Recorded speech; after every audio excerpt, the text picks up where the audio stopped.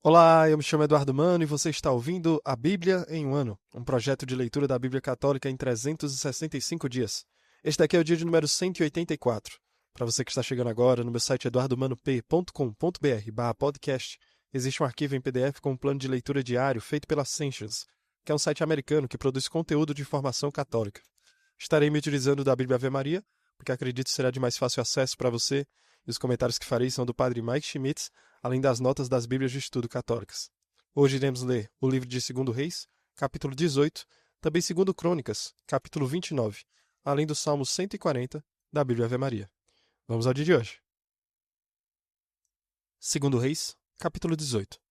No terceiro ano do reinado de Oséias, filho de Ela, rei de Israel, Ezequias, filho de Acais, rei de Judá, começou a reinar. Tinha 25 anos quando subiu ao trono e reinou durante 29 anos em Jerusalém. Sua mãe chamava-se Abi, filha de Zacarias. Fez o que é bom aos olhos do Senhor, como Davi, seu pai. Destruiu os lugares altos, quebrou as estelas e cortou os ídolos de pau Acerás. Despedaçou a serpente de bronze que Moisés tinha feito, porque os israelitas tinham até então queimado incenso diante dela. Chamavam-se Nerustã. Ezequias pusera sua confiança no Senhor, Deus de Israel. Não houve outro como ele, entre todos os reis de Judá, tanto entre seus predecessores como entre seus sucessores. Conservou-se unido ao Senhor e nunca se desviou dele e observou todos os mandamentos que o Senhor prescreveu a Moisés. Por isso, o Senhor esteve com ele e ele teve sucesso em todos os seus empreendimentos. Ezequias rebelou-se contra o rei da Assíria e livrou-se de sua soberania. Bateu os filisteus até Gaza, devastando o seu território desde as simples torres de guarda até as cidades fortificadas. No quarto ano do reinado de Ezequias, que correspondia ao sétimo do reinado de Oséias, filho de Ela, rei de Israel, Salmanasar, rei da Assíria, veio e sitiou Samaria. Ao final de 3 anos, apoderou-se dela.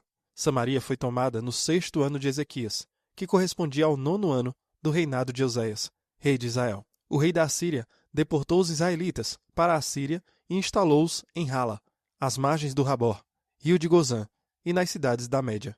Assim aconteceu, porque eles não tinham escutado a voz do Senhor seu Deus, mas tinham quebrado a sua aliança, recusando-se a ouvir e executar o que ordenara Moisés, servo do Senhor. No 14º ano do reinado de Ezequias, Senaqueribe, rei da Assíria, veio e atacou todas as cidades fortes de Judá, tomando-as de assalto.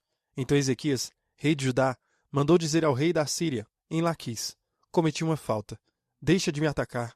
Eu me submeterei a tudo o que me impuseres. O rei da Assíria impôs a Ezequias, rei de Judá, uma contribuição de 300 talentos de prata e 30 talentos de ouro. Ezequias entregou todo o dinheiro que se encontrava no templo do Senhor e nas reservas do palácio real. Tirou também o revestimento de ouro que ele mesmo havia posto nas portas do templo do Senhor e entregou tudo ao rei da Síria. O rei da Assíria enviou de Laquis contra Ezequias, em Jerusalém, o general do exército, o chefe dos eunucos e o copeiro Mor com um poderoso exército. Chegando a Jerusalém, detiveram-se no alto da costa, junto ao aqueduto do reservatório superior, que se encontra no caminho do campo do pisoeiro, e mandaram chamar ali o rei. Eliacim, filho de Reucias, prefeito do palácio, foi ter com eles, levando o escriba Sobna e o cronista Joaé, filho de Asaf. O copeiro Mor disse-lhe: isto direis a Ezequias: assim fala o grande rei, o rei da Assíria. De onde te vem tanta confiança? Só dizes palavras vãs. O que se precisa na guerra é de prudência e bravura. Em que confias, para te revoltares contra mim? Já sei, pões tua confiança no Egito, esse caniço rachado que fere e transpassa a mão de quem nele se apoia. Assim é o faraó, rei do Egito, para todos os que nele confiam. Talvez me digas que vossa confiança está no Senhor, vosso Deus. Mas não é ele mesmo aquele Deus cujos altares e lugares altos Ezequias destruiu? Dizendo aos homens de Judá e de Jerusalém: só diante deste altar em Jerusalém vos prostrareis? Faze, pois, um tratado com o meu soberano, o rei da Assíria, e eu te darei 2.000 cavalos, se tiveres cavaleiros para os montar. Como poderás resistir diante de um só dos menores oficiais do meu soberano? Esperas que o Egito te forneça carros e cavaleiros? E mesmo porque foi, porventura, sem o consentimento do Senhor, que eu ataquei esta cidade para destruí-la? Foi o Senhor quem me disse: ataca e destrói esta terra. Eliacim, filho de Reucias, o escriba Sobna e Jael disseram ao copeiro Mor: fala aos teus servos em aramaico, dialeto que compreendemos. Não nos fales em hebraico, pois nos pode ouvir a multidão que está sobre a muralha. Mas o copeiro-mor replicou-lhe: Foi por acaso unicamente ao teu soberano e a ti que meu soberano me mandou dizer estas coisas? Não foi antes a toda essa multidão que está sobre os muros e está reduzida, como vós, a comer seus excrementos e a beber sua urina? Então o copeiro-mor avançou e pôs-se a gritar em hebraico: Ouvi o que diz o grande rei, o rei da Assíria. Assim diz o rei: Não vos deixeis seduzir por Ezequias. Ele não vos poderá livrar de minhas mãos. Não vos leve Ezequias a confiar no Senhor, dizendo que o Senhor vos livrará e que esta cidade não cairá nas mãos do rei da Assíria. Não deis ouvidos ao rei Ezequias. Eis o que vos diz o rei da Assíria: Fazei a paz comigo. Rendei-vos, e cada um de vós poderá comer os frutos de sua vinha e de sua figueira, e beber a água do seu poço, até que eu venha e vos leve para uma terra semelhante à vossa, terra fértil em trigo e em vinho, terra de pão e de vinhas, terra de olivas, de óleo e de mel.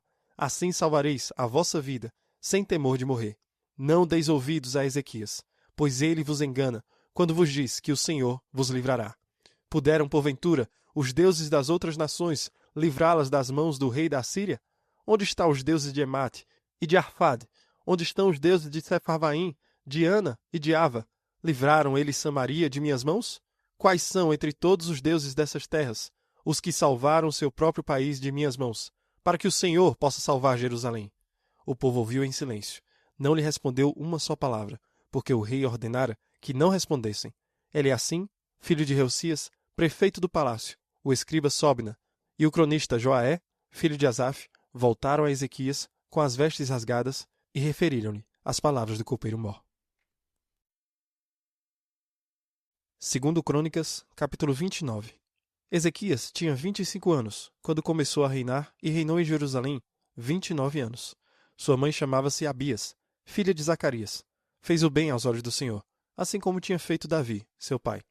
Foi ele que, no primeiro ano de seu reinado, no primeiro mês, reabriu as portas do templo, depois de tê-las reparado. Convocou os sacerdotes e os levitas para uma assembleia que se realizou na Praça Oriental. Disse-lhes ele: Escutai-me, levitas. Santificai-vos agora, santificai o templo do Senhor, o Deus de nossos pais, e purificai-o de tudo o que o mancha, porque nossos pais prevaricaram, fizeram o mal aos olhos do Senhor, nosso Deus, e o abandonaram.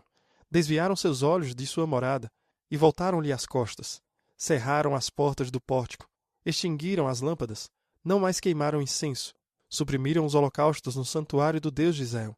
Por isso, a ira do Senhor se desencadeou contra Judá e Jerusalém, e os entregou à desolação, fazendo deles um objeto de espanto e zombaria, como vedes com os vossos próprios olhos. Foi assim que nossos pais caíram sob a espada, que nossas mulheres e filhas estão no cativeiro, tendo agora a intenção de fazer um pacto com o Senhor, Deus de Israel, para que o ardor de sua ira nos poupe. Ora, meus filhos, não sejais indolentes, porque é a vós que o Senhor escolheu para estardes diante dele, para fazer seu serviço e oferecer-lhe incenso.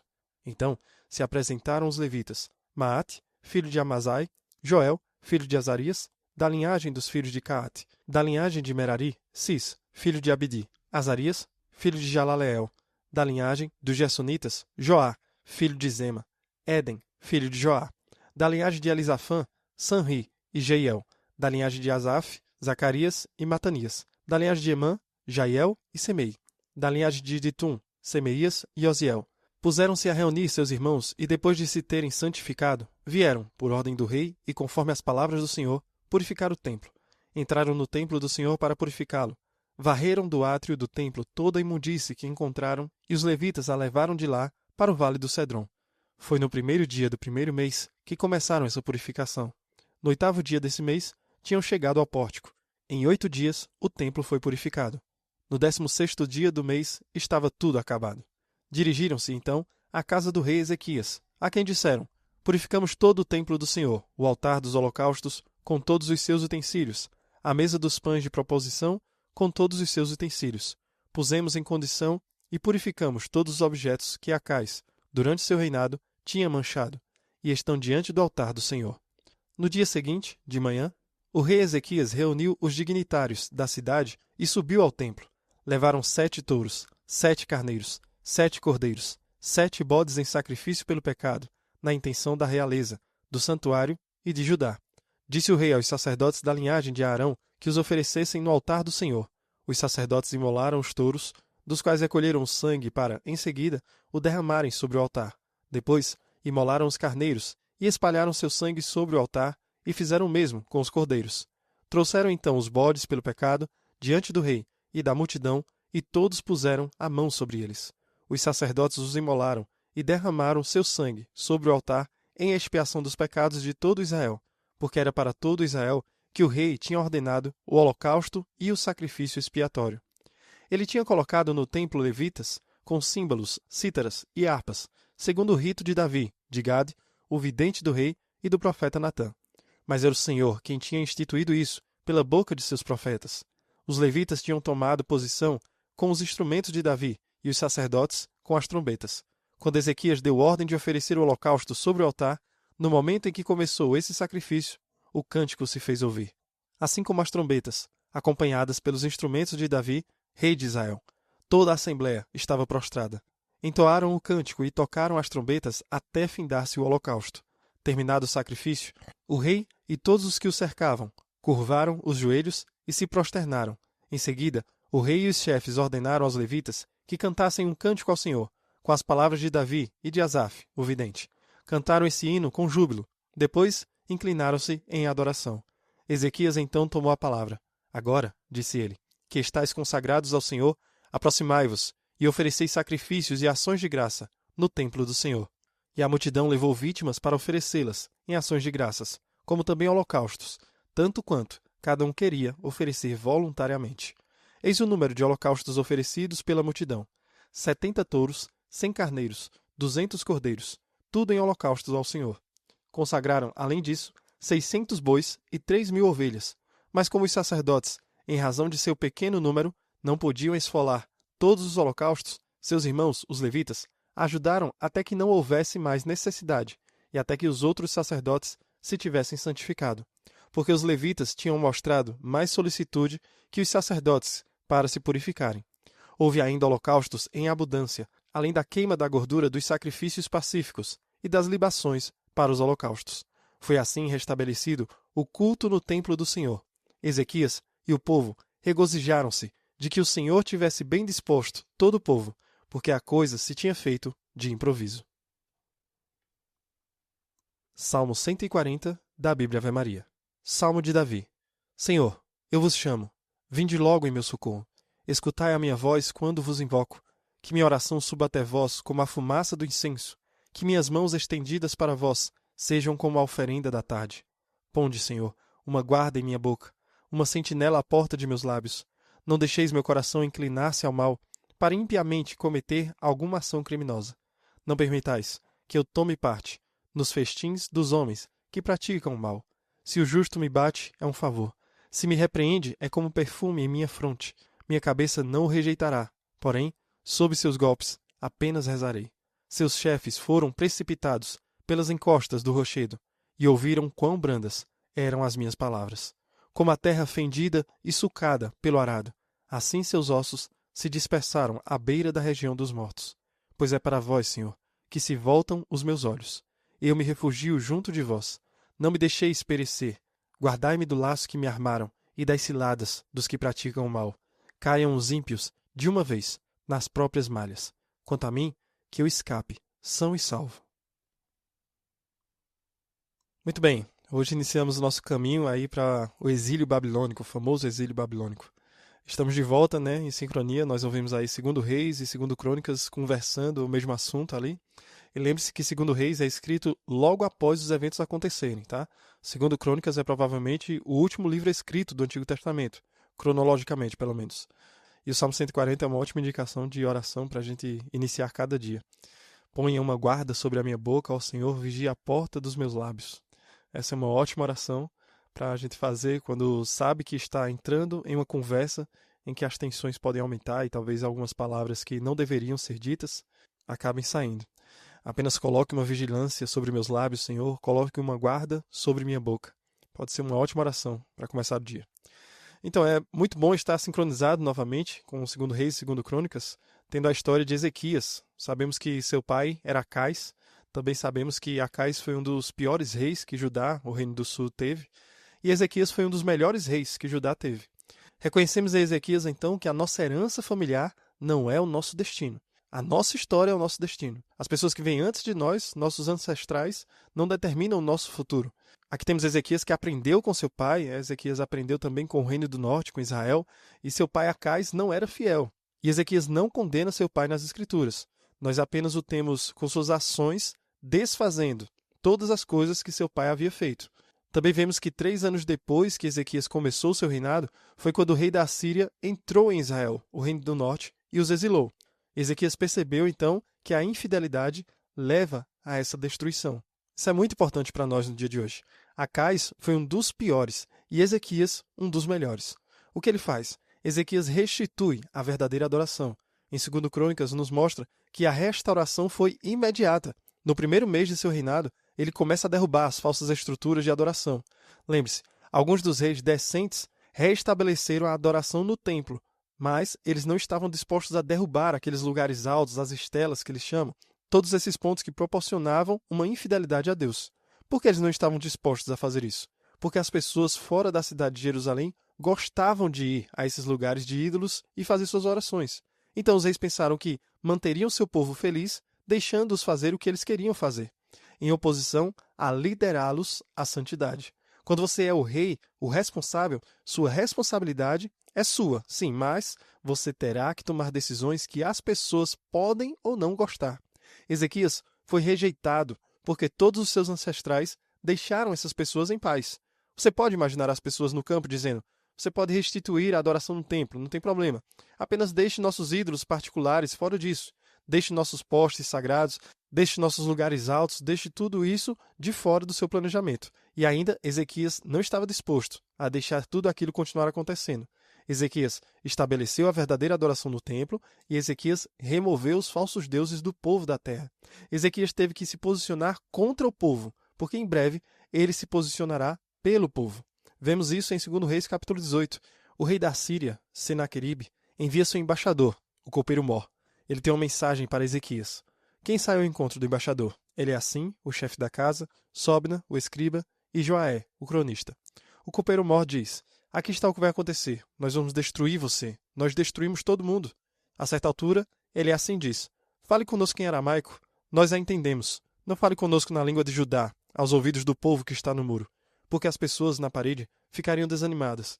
Basta falar aos 3 embaixadores do rei Ezequias. O copeiro Mor é um cara durão, então ele diz: não, ouça, vou falar de tal maneira que essas pessoas na parede possam me ouvir e me entender, mas para que saibam que Ezequias está causando todo esse problema.